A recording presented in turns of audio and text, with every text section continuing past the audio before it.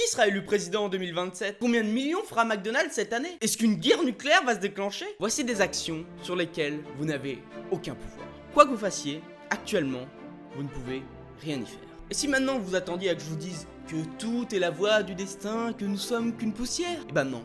Je vais plutôt vous dire que agissez sur les choses sur lesquelles vous avez de l'influence. Par exemple, si vous êtes gros, vous pouvez maigrir. Si vous êtes maigre, vous pouvez devenir musclé. Si vous êtes pauvre, vous pouvez devenir riche. Si vous êtes malheureux, vous pouvez devenir heureux. Le principe que je viens d'énoncer, c'est le principe du cercle d'influence. Le cercle d'influence est toutes les choses sur lesquelles nous avons de l'action.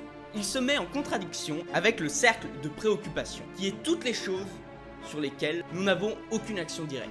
Et ce qui est génial, c'est que si on se concentre sur ce cercle, sur les choses où on a de l'influence, notre cercle va grandir. Et donc, les choses qui nous préoccupaient avant, mais sur lesquelles on n'avait aucune influence, sont maintenant à notre portée. Mais j'avoue que je trouve que le concept a un léger problème. C'est que le cercle d'influence est toujours représenté dans le cercle de préoccupation. Sauf qu'il y a des choses sur lesquelles on a de l'influence, mais dont on ne se préoccupe pas. Car peut-être qu'on n'en a pas conscience. Peut-être que ça nous intéresse pas, ou peut-être qu'on a la flemme d'y penser et de les faire, ces actions. Donc en plus de se concentrer sur son cercle d'influence, il faut déjà le replacer donc à l'intérieur du cercle de préoccupation. Vous avez vu, c'est un concept intéressant, sauf que c'est bien gentil tout ce que je vous dis. Et comment vraiment se concentrer sur ce cercle d'influence? Je pense déjà qu'il faut limiter l'information. Par exemple, limiter les médias, limiter les réseaux sociaux, limiter les choses qui ne sont pas dans notre vie réelle, tout simplement.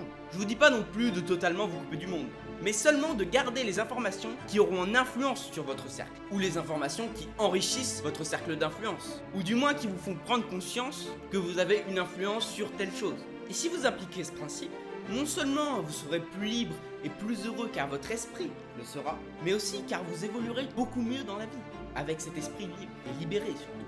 Et en fait, je pense que ce concept rejoint aussi un autre concept que j'avais expliqué sur la chaîne dans un short, qui est le concept du 80-20.